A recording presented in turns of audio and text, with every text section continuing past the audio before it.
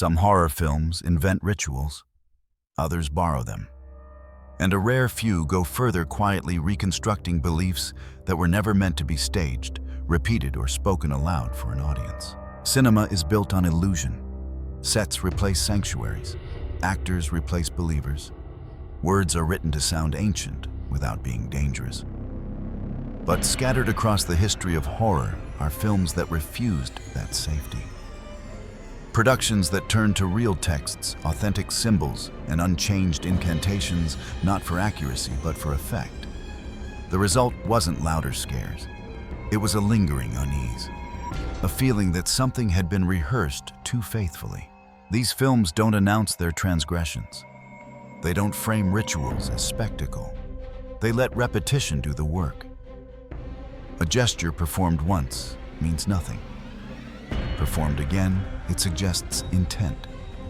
Performed exactly as it appears in forgotten manuscripts, it stops feeling like fiction altogether. Crew members later spoke of scenes that felt different while filming. Performers described moments that didn't feel like acting. Viewers reported the same response years apart with no shared context, only the sense that they had watched something that should not have been reconstructed, even in pieces. Some of these movies were quietly altered after release. Others were explained away as coincidence. A few were simply left to fade, their most unsettling elements rarely discussed in detail. Not because they were illegal, but because they were uncomfortable to acknowledge. Tonight's list isn't about demons on screen. It's about the thin line between representation and participation, between depicting belief and repeating it. These are 15 horror films that didn't just imagine the ritual. They recreated it. And in doing so, they left behind a question that still hasn't been answered. Should every belief be safe to film? 1. Rosemary's Baby, 1968. No film embodies the danger of quiet ritual more completely than Rosemary's Baby. There are no dramatic ceremonies, no overt displays of belief. Everything happens incrementally, concealed within social interaction and domestic routine. The ritual unfolds through hospitality, politeness, and trust. Symbols are disguised as gifts. Instructions are hidden inside concern. Nothing appears threatening until it has already become unavoidable. The belief system doesn't announce itself, it integrates. What makes the film so disturbing is its restraint. Every step feels logical. Every action feels justified. The ritual succeeds not through force, but through normalcy. Participation doesn't feel like participation until it's complete. By the time the truth becomes visible, the ritual no longer needs to be performed. It has already achieved its purpose. The ceremony was never the chanting or the gathering. It was the slow erosion of resistance, and that is why the film endures. Not because of what it reveals, but because of how carefully it waited to reveal it. 2. The Norliss Tapes, 1973. Presented as recovered footage rather than conventional narrative, the Norliss Tapes erases the usual barrier between fiction and documentation. The rituals depicted don't feel staged, they feel recorded, as if the film exists to preserve evidence rather than entertain. What unsettles most is the tone of detachment. The camera doesn't frame the ritual as spectacle. It observes from a distance, allowing events to unfold without commentary. There are no cues telling the viewer how to feel. No reassurance that what's being shown is safely fictional. The rituals themselves are fragmented, incomplete, and all the more disturbing because of it. Viewers are never given the full ceremony, only pieces enough to suggest a system, but not enough to understand it fully. This partial knowledge mirrors real encounters with forbidden belief, glimpsed, not taught, by presenting the ritual as something discovered rather than performed. The film invites a dangerous thought, that what's shown might exist independently of the story, that the camera merely found it. And once that idea takes hold, the footage stops feeling like fiction at all. 3. The Black Cat, 1934. Long before occult horror became explicit, the Black Cat approached ritual with unsettling seriousness. The ceremonies depicted are stripped of spectacle, presented as deliberate acts carried out with discipline rather than madness. There is no sense of parody, no suggestion that belief is being exaggerated for effect. What makes the film disturbing is its composure. Rituals are treated as intellectual, controlled, and purposeful. Symbols are not explained. They are assumed to be understood by those who practice them. This confidence gives the impression that the belief system predates the film itself, that the camera has simply arrived late.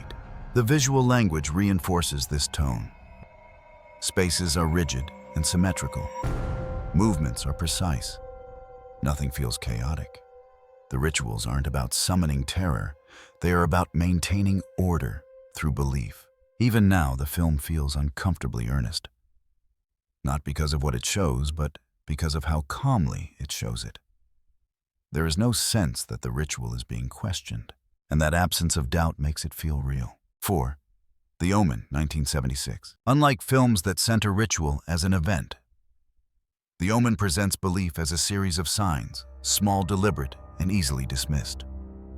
There are no grand ceremonies, no visible incantations. Instead, ritual manifests through preparation. The film borrows heavily from religious symbolism, not to dramatize faith, but to give structure to inevitability.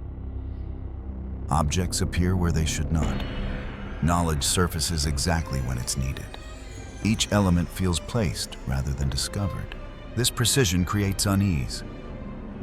The belief system doesn't require action from the characters.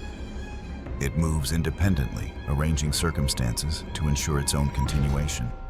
Ritual in this context is passive. It doesn't need to be performed. It only needs to be acknowledged.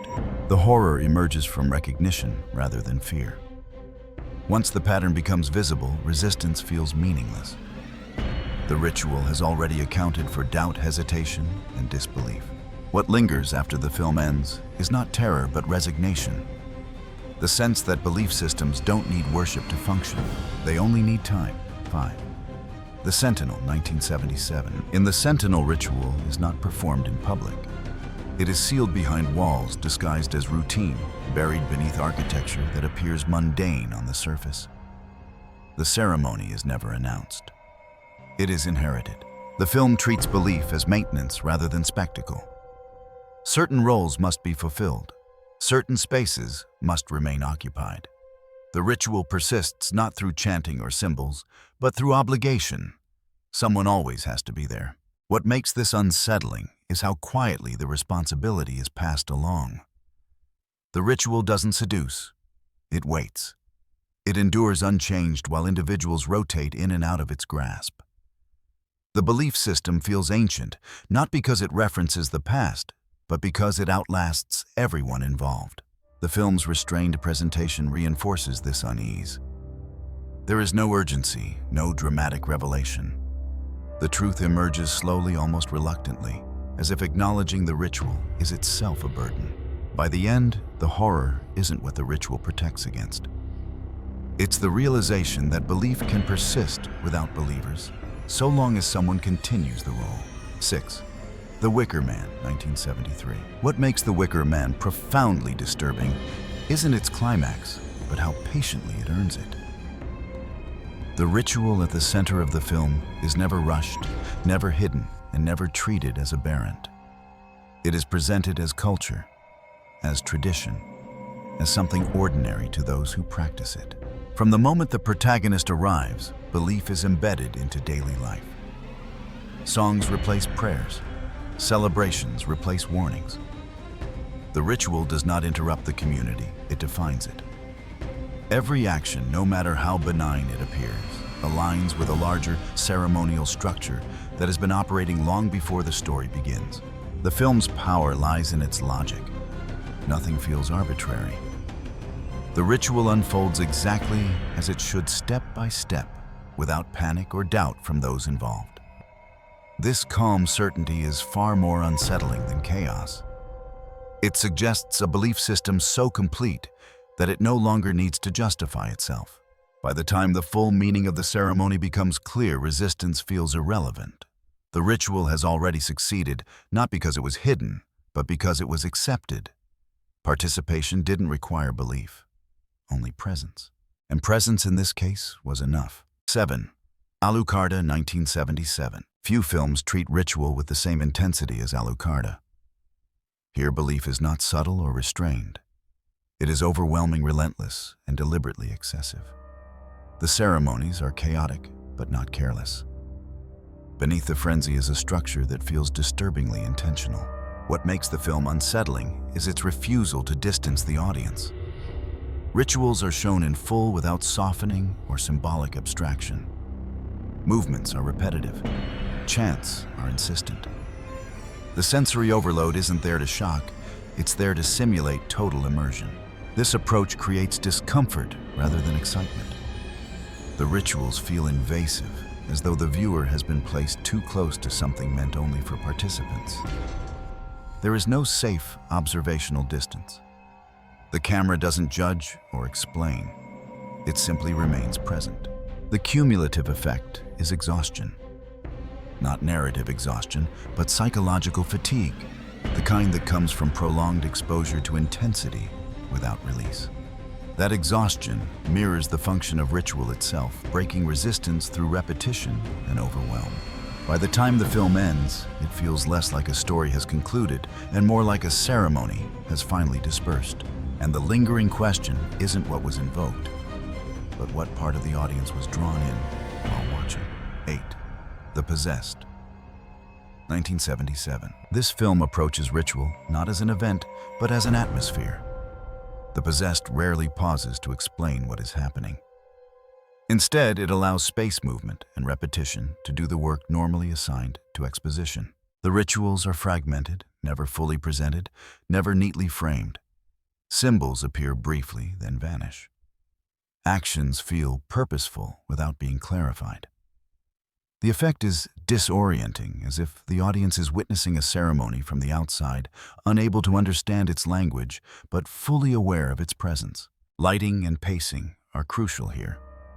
Scenes unfold slowly, often in near silence. The absence of urgency creates tension rather than relief.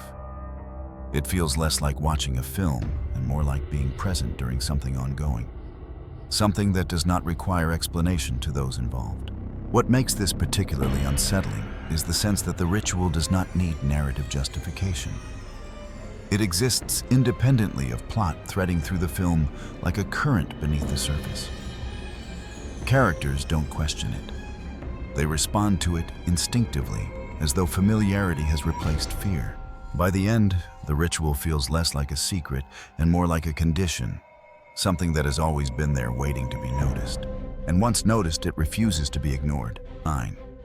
Race with the Devil, 75. What unsettles about Race with the Devil is how casually the ritual intrudes into ordinary life.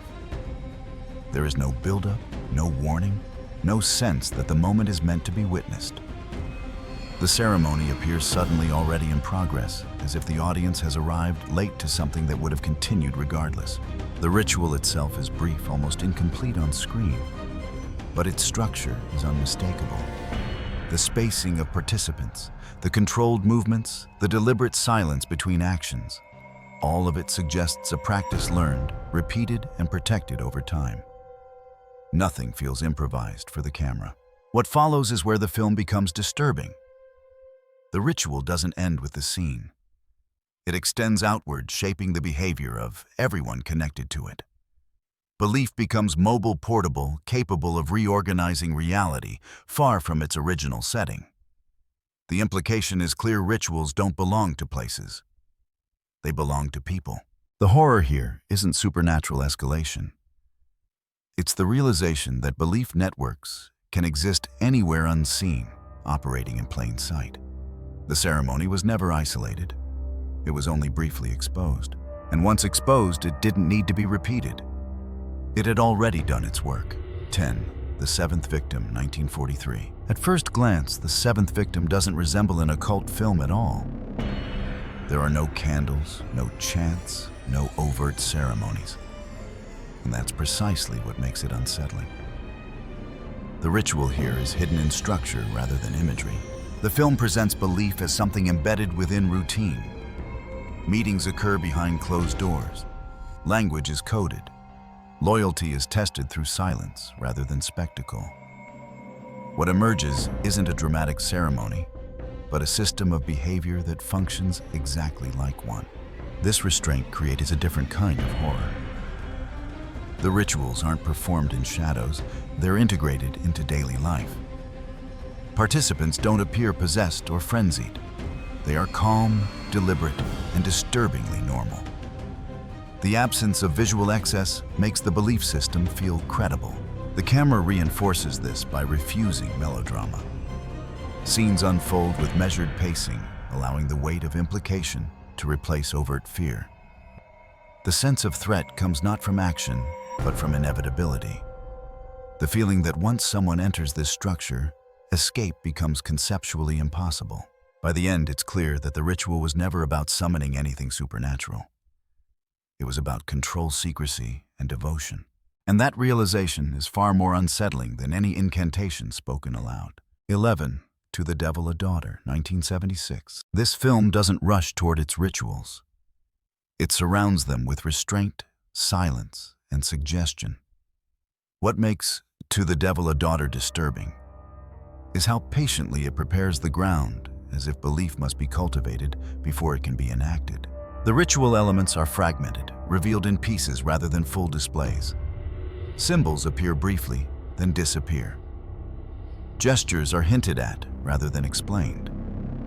This fragmentation mirrors how real belief systems are often learned not all at once, but gradually through exposure.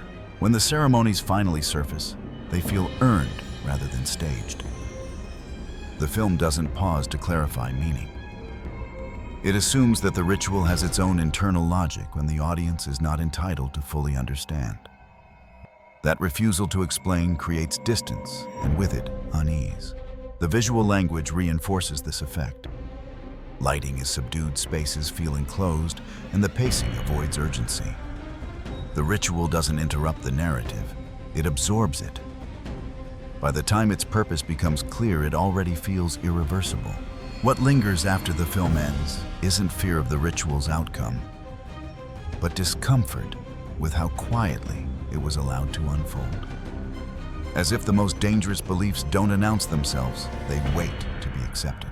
12. The Devil Rides Out, 1968. Unlike many occult films of its era, The Devil Rides Out treats ritual knowledge as something precise rather than symbolic.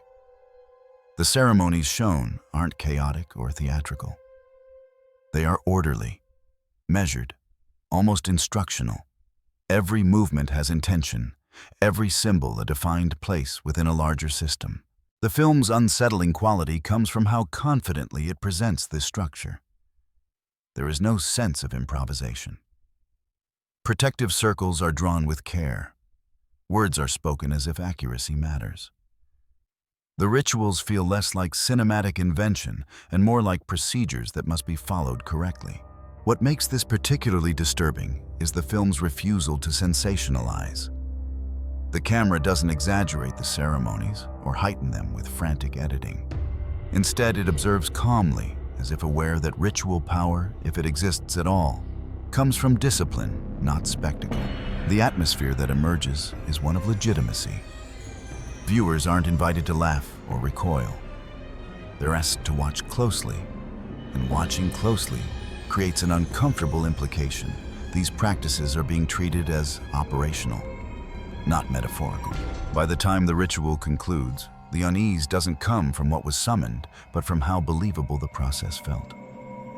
As if the film wasn't asking whether the ritual works, only whether it was performed correctly. 13.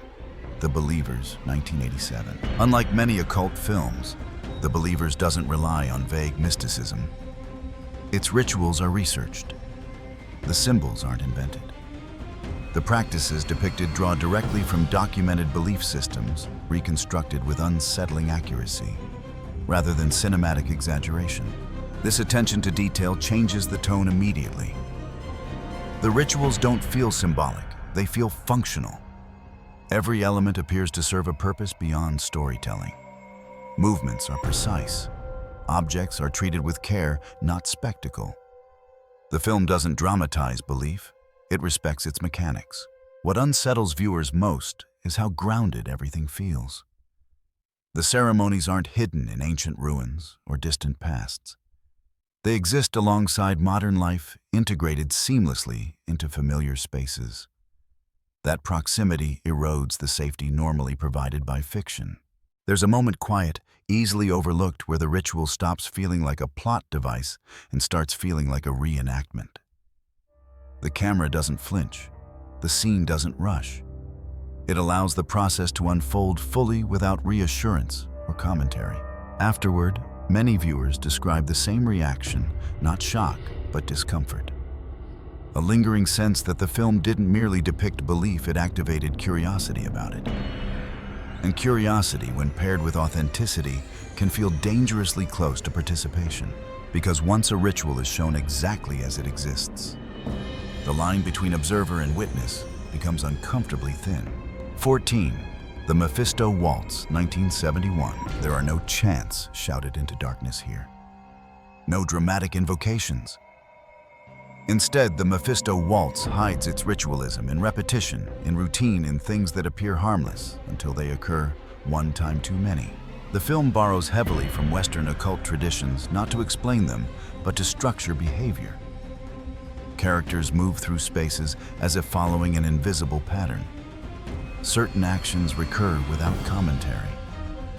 Music movement and timing align in a way that feels rehearsed long before the script existed. What's disturbing is how quietly the ritual asserts itself. There is no clear moment where the audience is told, "This is the ceremony." It unfolds gradually, blending into domestic life. The transformation isn't announced. It's enacted step by step with a calm confidence that suggests familiarity rather than invention. The cinematography reinforces this unease. Scenes linger longer than expected. The pacing resists urgency. Instead of escalating, the film settles into a rhythm much like a waltz, measured, circular, and inescapable. By the time the implications become clear, the process already feels complete. The horror here isn't fear. It's inevitability. A sense that something ancient has been allowed to resume uninterrupted under the guise of narrative. And once it resumes, there's no suggestion that it can simply be stopped. 15. The Devil's Reign, 1975. It begins not with spectacle, but with insistence. A gathering that feels too organized, too deliberate to be pure fiction. The robes, the symbols, the cadence of movement, nothing is exaggerated. Everything is restrained, almost procedural, as if the film isn't inventing a ritual, but following instructions. What makes The Devil's Reign unsettling isn't the story itself, but the way belief is staged. The ceremony doesn't rush toward horror. It lingers. Gestures repeat. Words are spoken clearly without distortion or theatrical flourish. The camera doesn't frame the ritual as entertainment. It observes it patiently, the way documentation does. At the time of production, the filmmakers consulted occult literature to give the ceremonies weight. Not symbolic weight, structural weight. The ritual had a beginning, a sequence, and an end that mirrored real ceremonial logic rather than narrative convenience. Nothing about it feels improvised for dramatic effect. That precision is what unsettles. Watching the film now, decades removed, there's a persistent sense that the ritual isn't meant for the audience at all. It feels inward-facing, complete whether or not anyone is watching. The horror doesn't arrive with a scare. It arrives with recognition, the realization that the scene would still work even if the cameras weren't there. And once that thought settles in, the film becomes difficult to shake. Because a ritual that doesn't need an audience is no longer acting. Bonus fact: the Mephisto Waltz wasn't the only one. There is a lesser-discussed pattern running beneath many of these films, one that rarely appears in press materials or retrospectives. Several productions that relied on authentic ritual structure didn't just recreate ceremonies once. They repeated them across takes, across days sometimes, with minimal variation. Not for realism, but because the scenes felt wrong when altered. In at least one case, a sequence was reshot. Not because it failed technically, but because changing the wording disrupted the rhythm. The director reportedly insisted on restoring the original phrasing, not because it was historically accurate, but because the replacement lacked weight. The scene no longer worked. What's unsettling is that no one involved described this as superstition. It was treated as a practical decision. Something about the cadence, the order, the repetition needed to remain intact. As if the ritual wasn't being represented, it was being maintained. These moments never became scandals. There were no public incidents, no dramatic consequences. Just quiet decisions made behind closed doors, followed by an unspoken agreement not to explain them too clearly. Because once you admit a ritual feels wrong when altered, you also admit something else, that it was doing more than acting. Call to action. Horror has always borrowed from belief. But some films didn't just borrow, they repeated. They followed structures that existed long before cinema, trusting that accuracy would deepen the effect. Whether those rituals held power or not is still debated. What's harder to dismiss is the shared reaction they produced, the sense that something crossed a line. So here's the question to leave you with. When a film recreates a forbidden belief exactly as it was practiced, is it still fiction? Or does repeating a ritual even on camera mean participating in it? Let us know what you think.